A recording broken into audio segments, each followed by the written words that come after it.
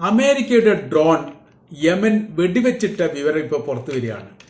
കഴിഞ്ഞ ദിവസം ഈ കപ്പൽ ആക്രമണവുമായിട്ട് ബന്ധപ്പെട്ട് അതിനുശേഷമാണ് അമേരിക്കയുടെ ചാര ഡ്രോൺ എന്ന് പറയുന്നുണ്ട്, ആക്രമണം നടത്താൻ വേണ്ടിയിട്ട് പായിച്ച ഡ്രോണാണ്, അങ്ങനെയും പറയുന്നുണ്ട്. രണ്ട് രീതിയിൽ റിപ്പോർട്ട് പറയുന്നുണ്ട്. ഏതായിരുന്നാലും യമന്റെ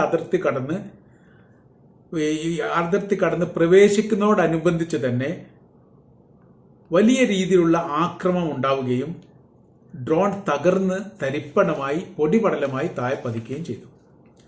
എന്നാൽ ഇത് ആദ്യഘട്ടത്തിലൊന്നും അമേരിക്ക സ്ഥിരീകരിച്ചിട്ടില്ല. ചില ആക്രമണങ്ങൾ ഉണ്ടായിട്ടുണ്ട്, അല്ല ചില പ്രതിരോധ സംവിധാനങ്ങൾ തകർക്കുന്ന രീതിയിലുള്ള ആക്രമണങ്ങളൊക്കെ ഉണ്ടായിട്ടുണ്ടെങ്കിൽ തങ്ങൾക്ക് അതിജീവിക്കാൻ സാധിച്ചു എന്നാണ് അമേരിക്ക പറഞ്ഞത്. സാധാരണ അമേരിക്കയിൽ ഇസ്രായേൽ എന്തൊരു ആക്രമണം ഉണ്ടായിക്കാണെങ്കിലും അവർ സ്ഥിരീകരിക്കാറില്ല, അംഗീകരിക്കാറില്ല, ഉണ്ടെങ്കിൽ പോലും ഇല്ല എന്നാണ് പറയുക. അതുകൊണ്ട് അത്ഭുതമൊന്നുമില്ല.